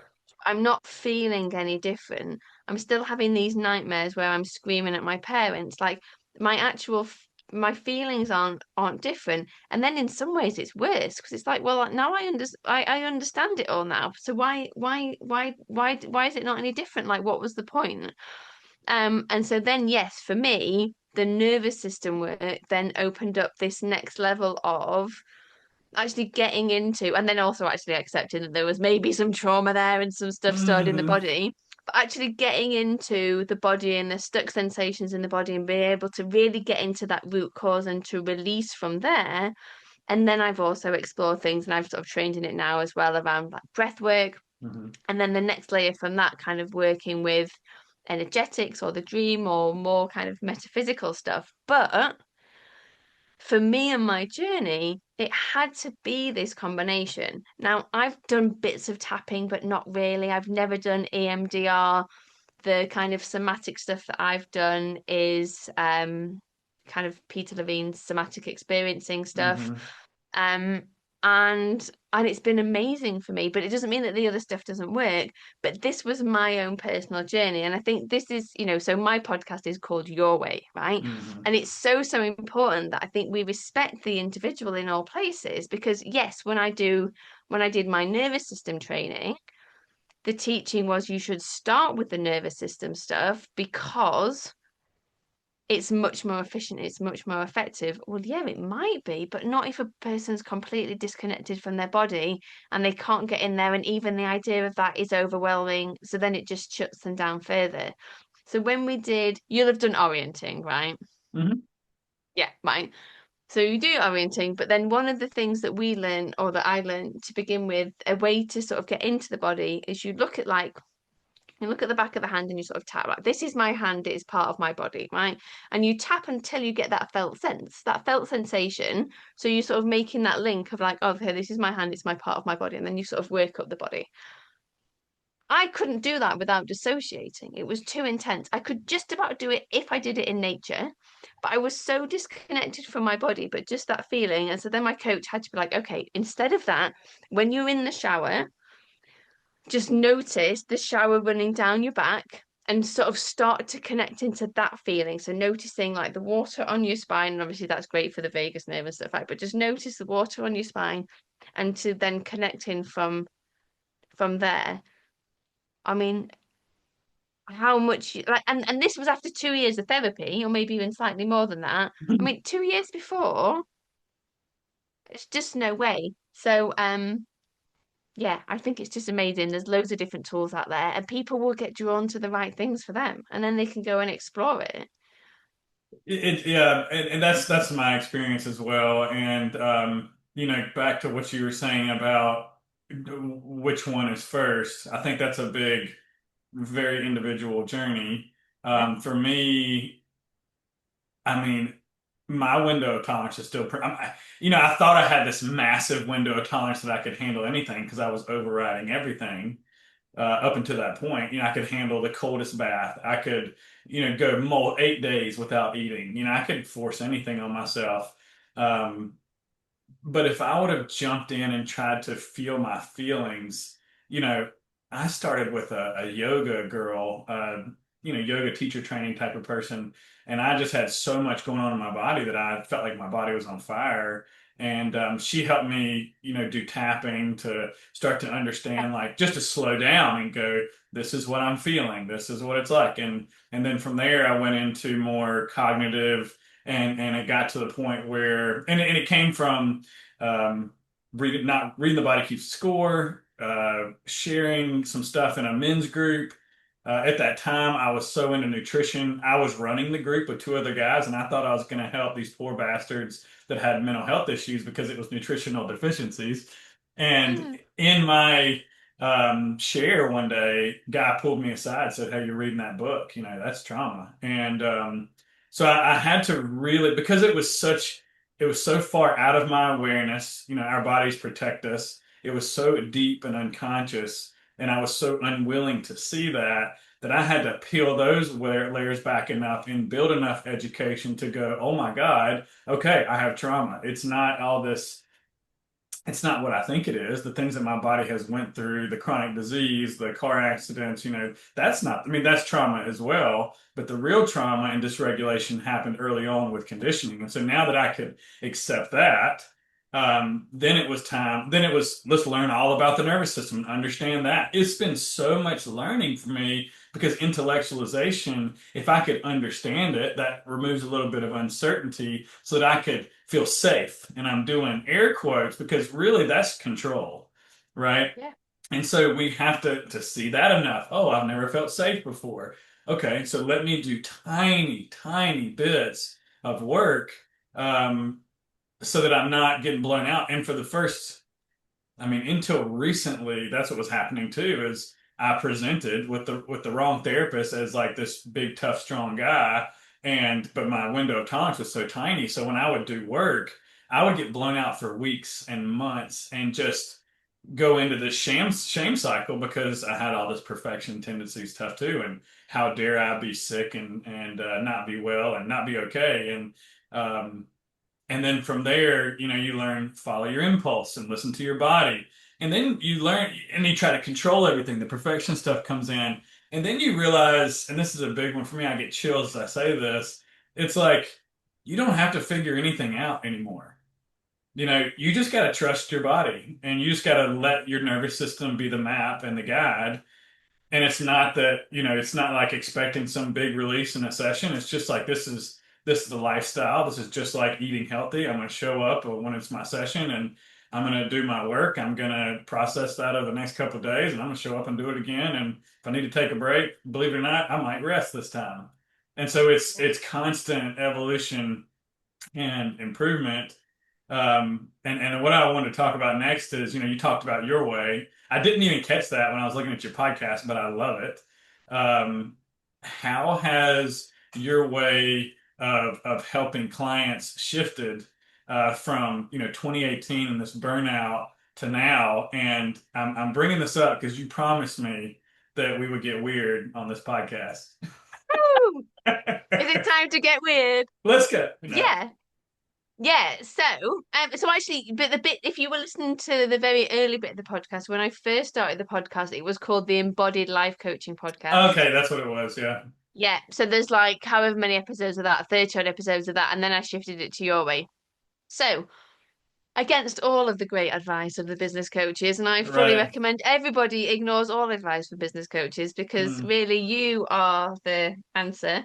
Hmm. Um, and that's super important as well, isn't it? Even like when you're talking about therapists and all the rest of it, it's recognizing that just because someone in front of you is a therapist doesn't mean that they've done all their own work or they don't have Hmm. their own stuff.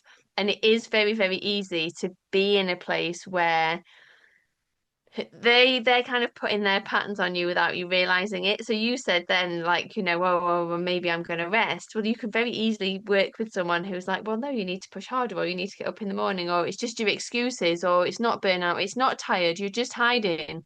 And it's like, no, I'm pretty sure I'm just tired. Yeah. Right. Yeah. So I think that's so, so important. But anyway, so I start off. I'm doing my diploma. I remember very, very vividly it being very confronting because you had to look at your own stuff. And I thought until this point that I was an open book. And I remember writing down in my diploma thing, like, I don't ever want to be a life coach. I don't want to deal with people's emotions. Don't ever want to have to deal with people's emotions. So I start off doing the career coaching. Now I suspect because if we sort of get a bit, well, this isn't freaky at all, but what I now believe is that we come here with a purpose and a mission and like we're souls having a human experience and we kind of contract before we come down to come and do this work and there's people that we're destined to help and there's people that we're destined to meet. So I think that was playing out before I necessarily had an awareness of that. So I have these amazing clients come to me wanting help with their career, but they're all sharing their childhood trauma with me. Hmm. They're all sharing, oh, my dad said I'd never amount to anything, all of these different pieces. So, to begin with, my interest in trauma was around like, if I'm going to support these people properly, I didn't want to become a therapist. I was like, if I'm going to support these people properly, I need to have a better understanding of what's going on and how I can support them. So I'm sort of doing traditional career coaching.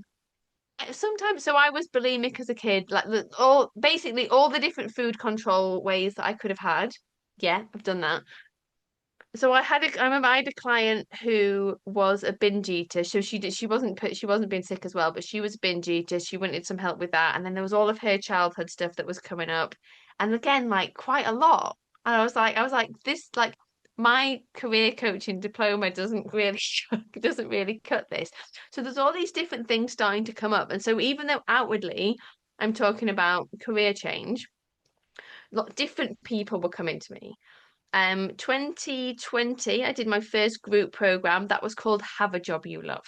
And it was all about giving people the tools they needed to do a job that they enjoyed. But again, it's the same thing. Everyone's just bringing their trauma because people have got so much trauma. They get a space where it's safe for them to share all of a sudden, and it all comes out. So that was that iteration.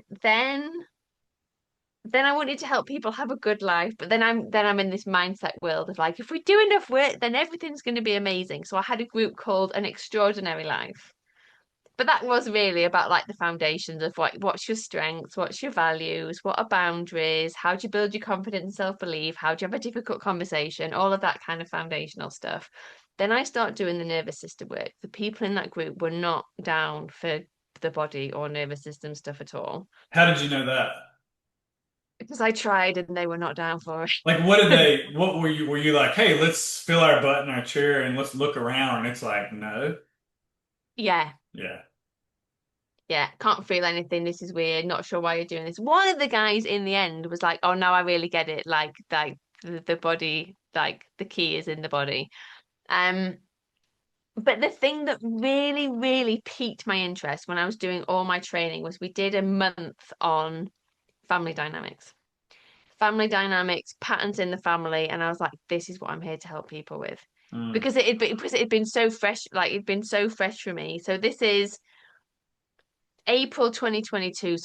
I then transitioned. So this is probably around ish the time that you might have started to see me doing stuff. hmm So I then start talking about childhood trauma, how the perfectionism, how the people pleasing, how all the stuff that in people's jobs is actually really a result of this underlying stuff.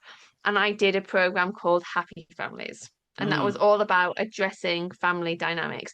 And that was interesting. That was a massive shift. So my clients went from like lawyers, accountants, doctors to all of a sudden coaches and therapists who wanted this space to work through this stuff at a deeper level, wanted to do the body work, um, and wanted to dive into it.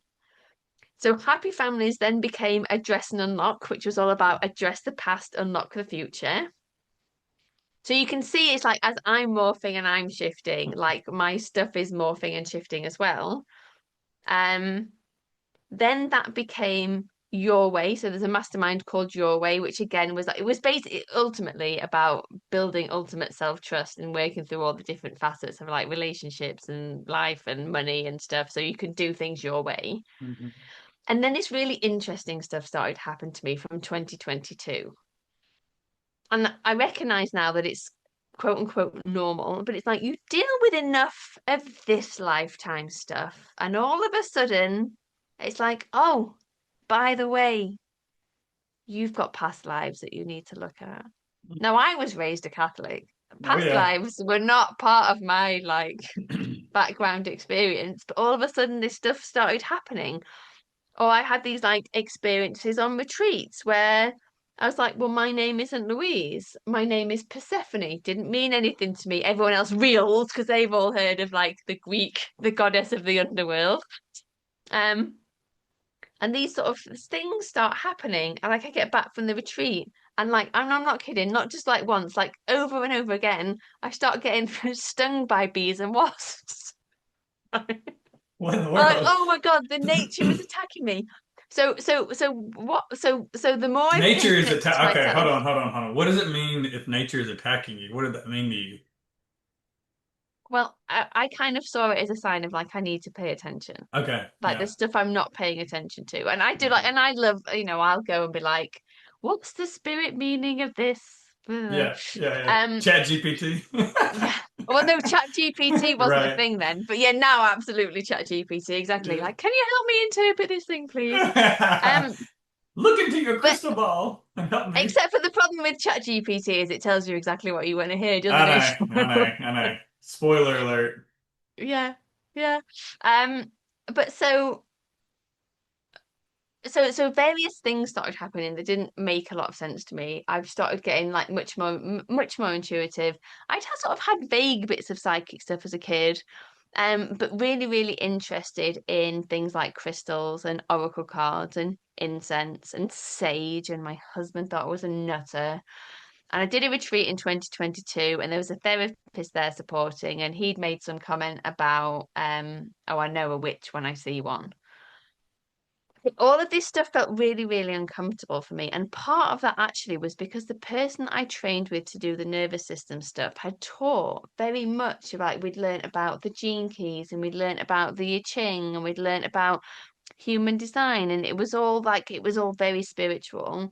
And then partway through the second year, when I was helping her do the training, so I did the training and then I helped her do the training. So I taught other people how to do like embodiment, hold space in an embodiment call. She had a Christian awakening.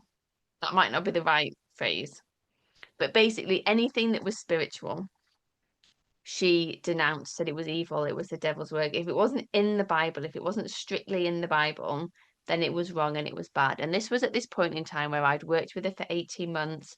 And she'd really, really helped me to own and be all of who I was. But all of who I was someone who was like a bit of a green witch and connected to the nature. So it was an absolute, like, it was this like absolute crushing blow for me. This Because she absolute was crushing blow. denouncing everything that you were waking up to that is you. Yes. Yeah. Yeah, that makes And sense. and and a lot of the stuff that we'd done together. So like she'd done healings and stuff in the sessions. What do you think that was?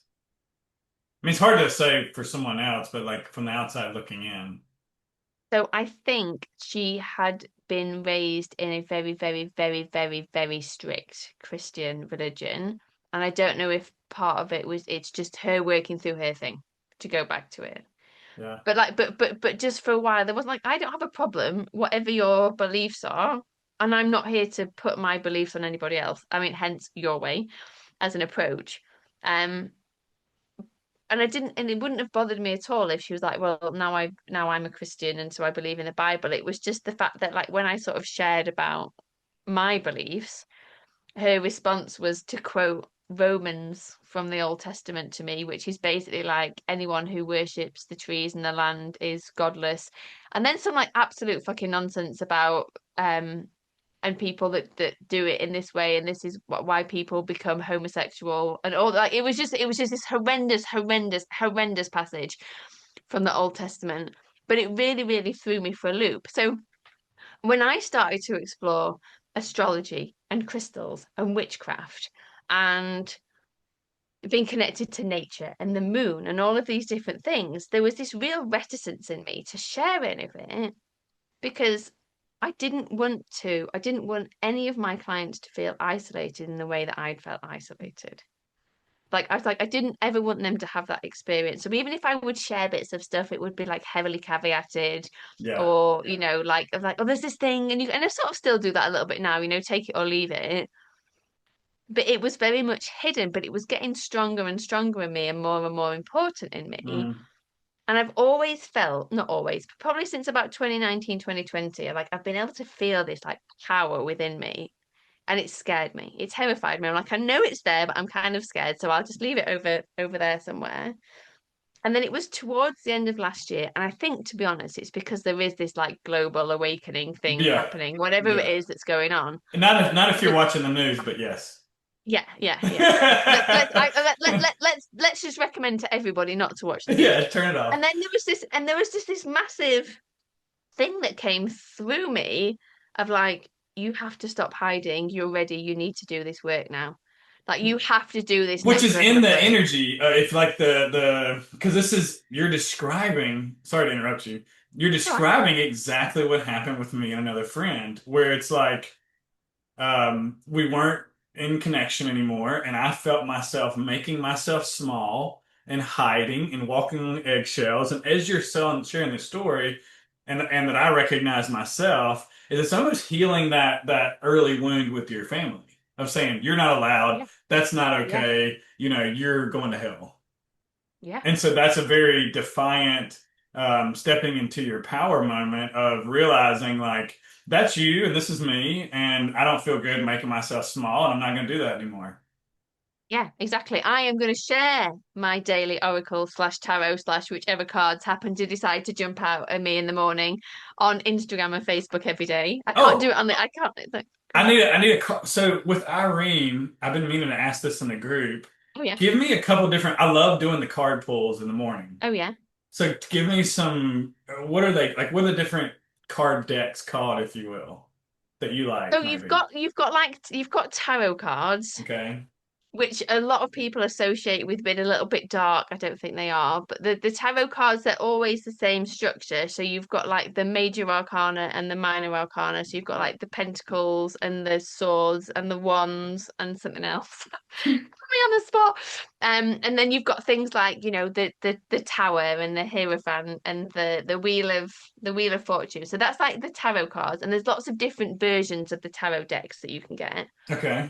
And then you've got oracle cards. Now, oracle cards, I would say, are a little bit softer That sounds like what I need right now. and they've got a bit more meaning. So Yeah. the oracle cards that I love, and they maybe are a little bit feminine based, as in like they're all pictures of women on, but are the Sacred Rebel oracle cards. They are Oh, fucking epic.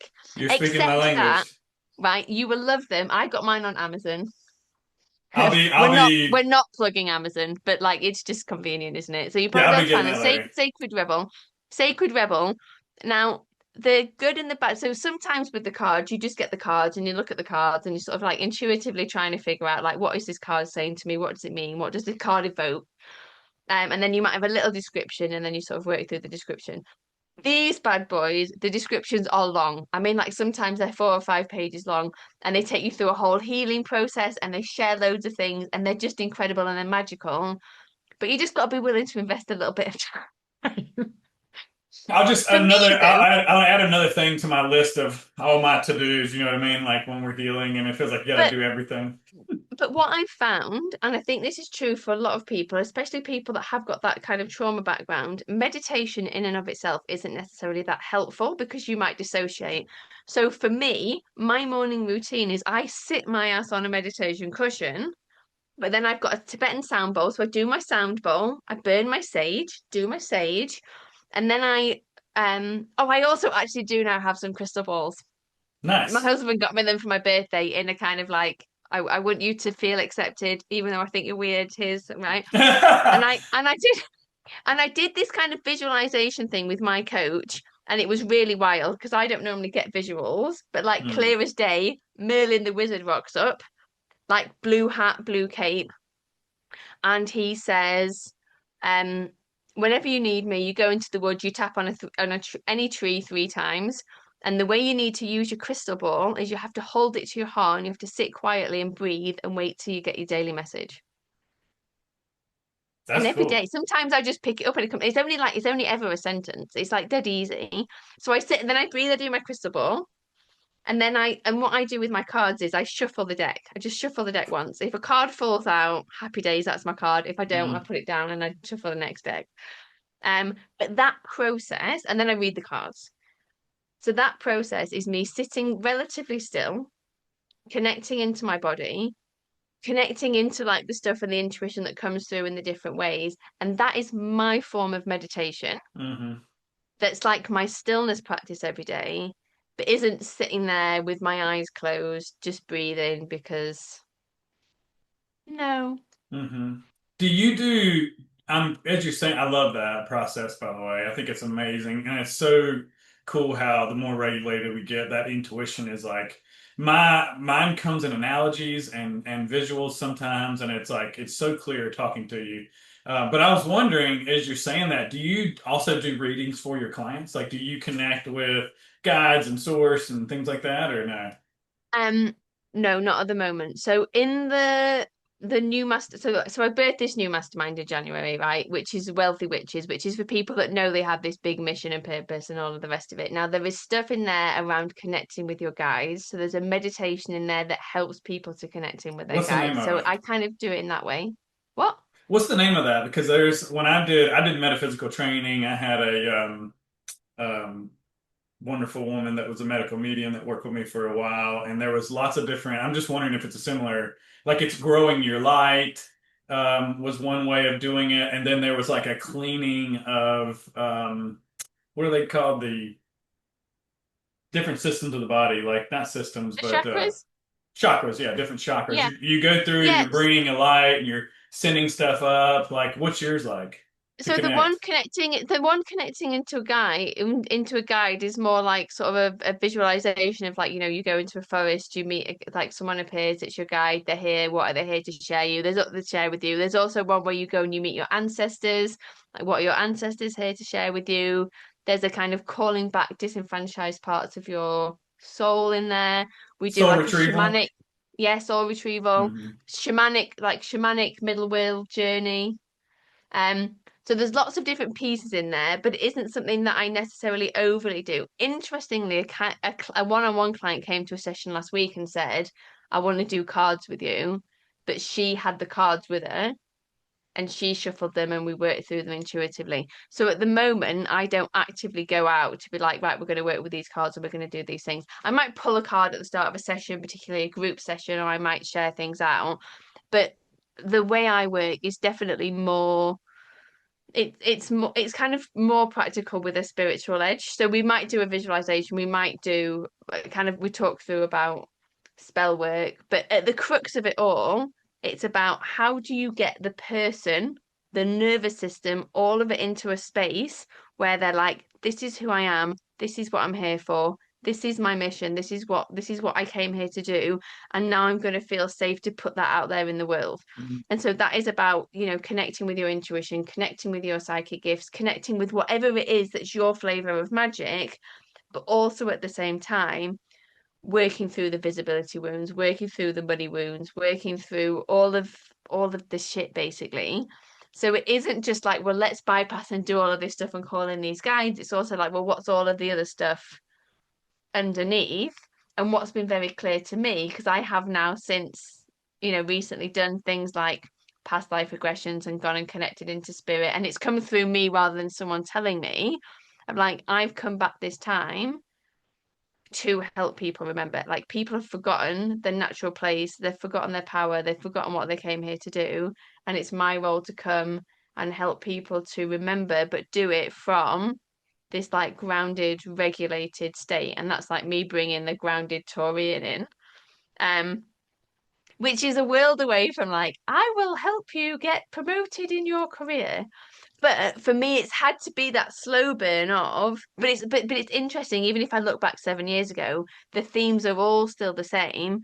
How can I help? How do I help a person to say it's okay to be all of me and really mean it? Which was my first goal when I did my training as in the diploma. That's all I wanted.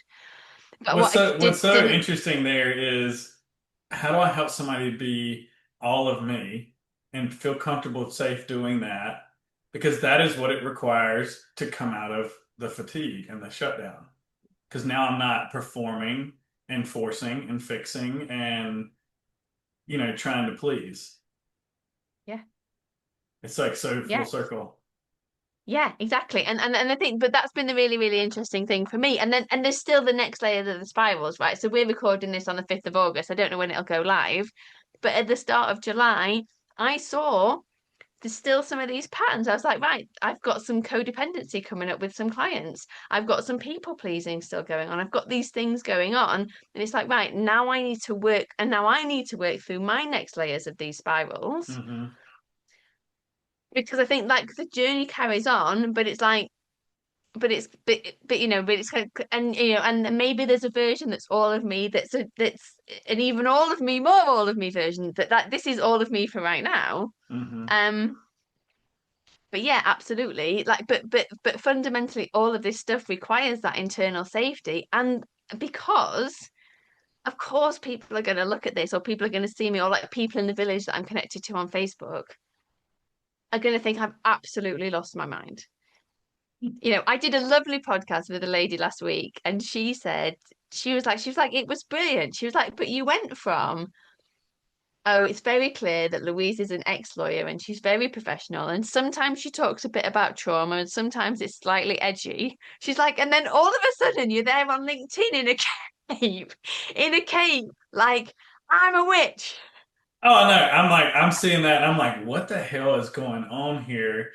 And I've also, as I've dove in more into this to prepare, I'm like, oh yeah, of course. Like that makes so much sense. We have this disconnection from ourselves. We're taking all these protective parts and identifying as people pleasers and perfect and blah blah blah blah to get love and attention. And then we see all that, we grieve all that, we work through all those things that were everything everywhere all at once too much that we couldn't feel. We feel the grief, we feel the anger, we feel um, the shame, and then now we've moved through that. We're more regulated, and we start to pay more attention to our body and to our guides, and it's just a it's a I see the process and it just makes so much sense. It's like we're just becoming more of what you always were, more Yeah. human, not this conditioned, controlled slave on this planet. Yeah, absolutely. But then how dangerous, right? Because at this point, then you can't be controlled. Because we also haven't talked about, and I don't think we necessarily need to, but like the rabbit holes around like what some people would consider sort of conspiracy theories of like what is really go like, what are all the systems and the controls and all of the things going on out there that seek to suppress us and control us, and what happens when we open our eyes to that? And it's Woo! all part of this incredible unfolding process, which is just incredible. And also, but it also just has to happen in the way that it happens. And the wild thing now, and this feels wild, is I look back now from this place, from the freaky place. No, I look back now from this very deeply connected, intuitive, switched on kind of um unity consciousness place, and I'm like, well, holy fuck. I chose it all of it, because all of it was required. Every single piece of the puzzle, when you layer it all together, when you end up with my mission is here to help people work through their shadows, work in the mess, love and accept all of themselves, work through their difficult family stuff, work through their trauma stuff, reconnect back to themselves, regulate their nervous system, and then feel safe and empowered to be like, this is who I am, this is what I'm here to do. And do it in a way that works for them and is their way. So it isn't about hustling and pushing and proving and trying to do all of these different pieces. And then I look back and I'm like, well, of course. Well, Yeah, that's of how course. I'm. Every single piece of that puzzle was required to get me to here. Yeah, and I know you just touched on it, and we could do a whole nother podcast about this, I'm sure. But that I'm realizing that as well, like with the whole political stuff here. I've never paid attention to that. I've hated it, and Mm, it's when Trump got shot in his ear. I'm like, what's going on? And I started to see how the media was all against him. There was nothing about him. Not to say that Trump's great or anything like mhm. that. I think Yeah, he's yeah. playing a role in this great awakening. Hmm. Um, and then to through I'm Irene's husband Seth wrote this book about the multiverse. And it's like, how did we get here? And I was like, Seth, let's talk about aliens. Like we're smoking a joint one night, not me and him, but somebody else, and I'm like, what is going on? I was like, I've been hanging out with all you girls doing this nervous system work. I believe in aliens. I don't think we landed on the moon. Like, all these different, all these. I'm a conspiracy theorist, and I cry every day. And they're like, "Oh, you got to go talk to Seth about the alien stuff. He wrote a book," and blew my mind wide open. And it's like now I don't have to look at that anymore because I know it was for me to understand what other people are going through and what's out there, Hmm. um, and make a decision and be able to help people. But now I'm at the point where I'm like, oh, it's all control and stress and poison and sickness to keep us separated, to keep you away, disconnected. And if I really want to help people connect, and obviously I'm trying to help myself first, then I have to kind of see things for what they are and really work through the grief of that and the pain of that. And that's kind of where I've got to this point now where I just kind of threw my hands up and I'm like, okay, I can control this environment. Not that I need to control it, but I can exist in this environment and be happy and excited about life. But I cannot go into this um, distraction from this work that says hate this person. This means you're bad, and it's just it all makes so much sense, and it's all so perfectly designed, and it's designed in a way that it's hard to wake up because as you do that, you shame yourself and other people shame you, and now you're weird. And that's what I want to say to you. I think weird is dope. Like I think weird is awesome. I don't want to be around a freaking normie that wants to talk about the weather. It's like there's so much more to this life, and we're so much more powerful, and like there's just a lot more going on than this like look over here birdie birdie stuff. Yeah, yeah. Which is why when you say like the whole thing about like awakening, Hmm. there's many layers. There's many layers. Ah! What does it mean to be awake? Well, quite. I think, but I reckon that's quite individual as well, isn't it? But I Yeah. guess for me, it's about you no longer just automatically accept everything that you are told and the systems and all the rest of it. Maybe it's just like ability to sort of critically think Well, your and intuition is question. there, so you can smell bullshit from a mile away. Yeah. It may not be, so mine is like this. It's not like I have, I'm gonna use your crystal ball. So I don't have a crystal ball that I can see the future into, but I can feel like, ooh, somebody just said, so that's powerful. Pause right there, or that doesn't feel right. Tell me more about that. And then you can kind of piece things together. But it's yeah, the more we regulate, the more intuition, and that's what I learned from Irene. That's what's required from this work. I can't come into this work with an agenda. I can't come in here with an expectation for you, an outcome. I used to be, you like this. I had a client that I was working with, and he hired me for more nervous system stuff after seeing my podcast interview with Irene. And he wanted nervous system work. I was still doing more health coaching, but I'm like, I'm a coach. I've been doing this for 2 years. I've done a lot of capacity building myself. Like I can help. And I learned from Irene to meet the moment, and and that takes a lot of self trust. It takes a quantum field.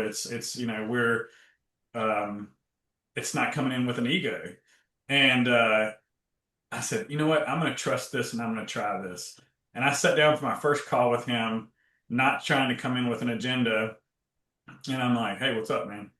And neutral, and after a couple sessions, he's like, man, I gotta tell you, he's like, something has really shifted, and I feel like you're with me now.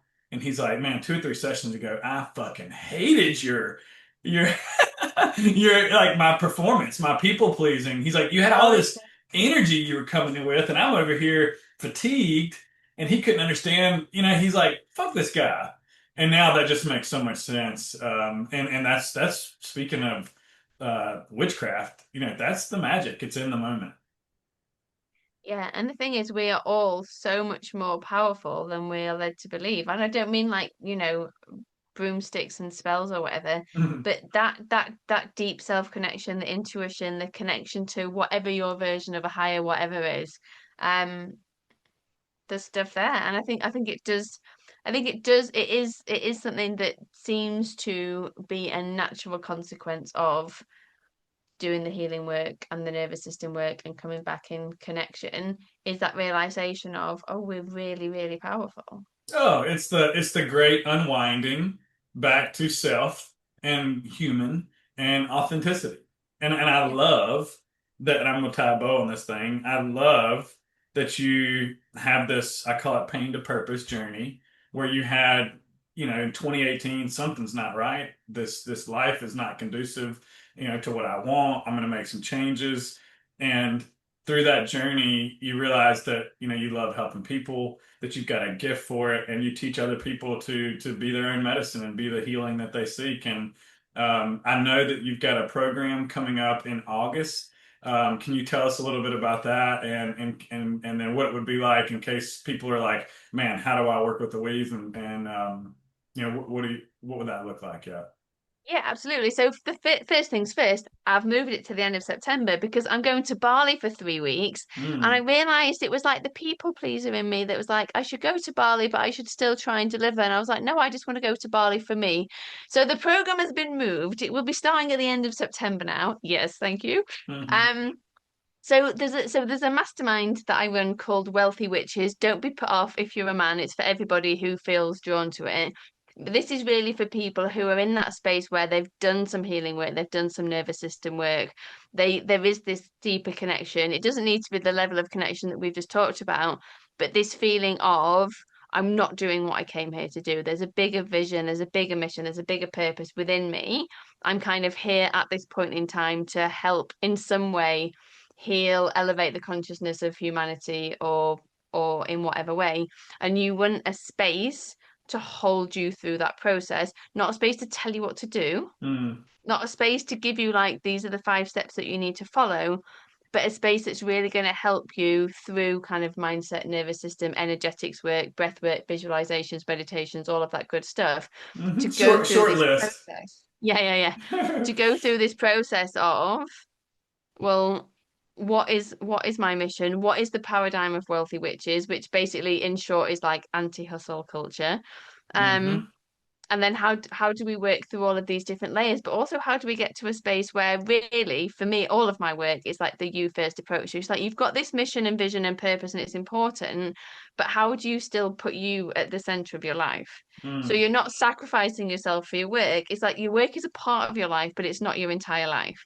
And how do you sort of allow all of yourself to be seen? So that is that space. Um, it's a whole combinational hybrid thing. So there's one-on-one coaching, there's group coaching as well, and then group and one-on-one messenger support, depending on people's propensity or desire to travel. And there is a retreat that will be in March next year. Wow. Um, Where's I the think there's retreat? in Well, depending on how many people that come, it'll either be at my home or in the vicinity, but basically in the British Cotswolds countryside, lovely space. Wow. And we're going to do it I mean, you guys are going to be Northern Hemisphere, spring equinox, so the 20th to the 22nd of March. So the mastermind will finish at the end of January. We're going to have a couple of weeks off over the holiday season. And then the retreat will be in March. If you're more in a space of like where you want to do nervous system work, you're keen to find out more about working with energy and working with the dream, but maybe like a full on like high level mastermind space isn't your thing. I also have a flexible monthly membership that people can join anytime called Time Alchemy. And they can dip in and out of that. And it's not for people that are in burnout, but it's probably people that are in an earlier stage of the journey where they're more self-focused. So they want to learn how to manage their time and take care of themselves. It's kind of once you've gone through that process and you're like, okay, now I know there's a bigger mission, Hmm. that's where the Wealthy Witches Mastermind comes in. Hmm. Um, so I don't know if that answered your question, but No, that's that sounds awesome. I mean, I think it's well put together. There's one thing that jumped out at me is like having a little break in between all of this work and how integration is so important. And that's one thing that Irene did with like our first intensive was like I came straight out of Smart Body, Smart Mind, a whole year of that.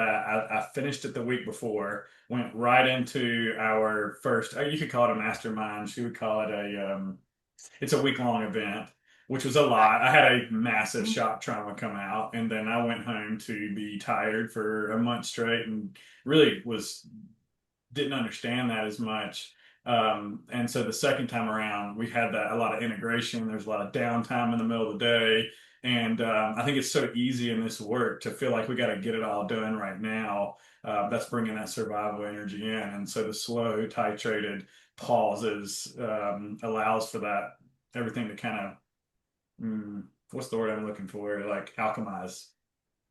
Yeah, massively. And like I've done one. So the first round of Wealthy Witches finishes tomorrow actually, but we've done the retreat already. And even like and that it's so important because it's so easy to go to retreats or anything like that. The whole day is absolutely rammed and you're just absolutely exhausted. So it was like start at 9, gentle movement. Um bits of stuff in the day, 2 hour gap. So like the full days, we Yep. had a 2 hour gap in the afternoon. It's like go and nap, go and read, go and do something, but just have Hmm. some space. Hmm. And then we finished up about nine, half 9 in the evening, but the evening bit was chilled. Because I've been to retreats where it's like you're starting with Qigong at 6 a.m. and Well, you're finishing and you're finishing at 11 p.m. and there's no let up in between. that would fry me. It fries me, and then everyone else just seems to put themselves through it, and I'm like, I'm But no, sorry, because but you're they're all they're overriding. they're they're overriding. What we're Yeah, describing too is like sensitization and yeah, really and really being in your body and knowing what your window of tolerance is. It's really easy to shame yourself in a group and say, "Oh, I should be like them," yeah, instead of I should yeah, be taking care of myself and doing whatever I need to do. I know that's a big shift for me. yeah, yeah, exactly. Well, this has Um, been absolutely amazing. I was so glad to, so happy to, gosh, we went almost a little bit I've more than, never been on a podcast this long. I said to my husband, I was like, I said it's in for 2 hours, but there's no way we're going to talk that long. But oh, we did. I thought maybe we'd do an hour. But I also have, it's so great to get on the call with you and connect because we've had this like long distance relationship where we've kind of popped in and out and kind of supported each other from a distance. And it's just so great to be here with you. It's so eerily similar, our journeys. And I know the listeners got a lot of benefits from this. Um, Before we sign off, is there anything else that you want to share? Is there any last comments or maybe telling people where to, and if not, telling people where they can find you and that kind of thing? So I think if I just piggyback off what you just said, not everybody out there needs to be out there completely sharing their story, right? That's not everybody's path. It's not what everybody needs to do. But also, in me sharing what I've shared and in Mitch sharing what he shared, I think a lot of people will recognize these common threads and these common themes. Hmm. And I guess if you take nothing else away from this conversation, if part of it has resonated, just to know that you aren't alone, because so many people have these common experiences in life. And because we get told that life should be shiny and perfect, we Mm. sort of shame ourselves for those experiences and then we push them down. Um, but it's more common than you realize because, you know, many of our parents grew up in or just after the Second World War. There's all of these different things that happened. There was a great big narrative around, particularly in the West, you don't feel your feelings, you don't talk about emotions. So we've all had these sort of relatively similar upbringings. Hmm. It's relatively rare for a child to be born into like a secure attachment with like a loving family where there isn't all of this pressure. Hmm. Um, and so it doesn't necessarily mean like go and talk to people about it or share it with your friends. But if you feel called, then why not? But Hmm. it's also just to recognize that very, very often the stuff that we hold inside us as like, oh, this is embarrassing or this is shameful or I could never talk about that. First of all, it's kind of your superpower if you could let it out and work through it. But also, it's going to be a lot more normal than you think. Hmm. Amen. Um, And then in terms of where people can find me, so most of my stuff actually is on my website, which is www.louiselewiscoaching.co.uk. I think links to the podcast and everything are on there. I'm just Louise Lewis on Facebook and LinkedIn and Louise Lewis underscore coach on Instagram.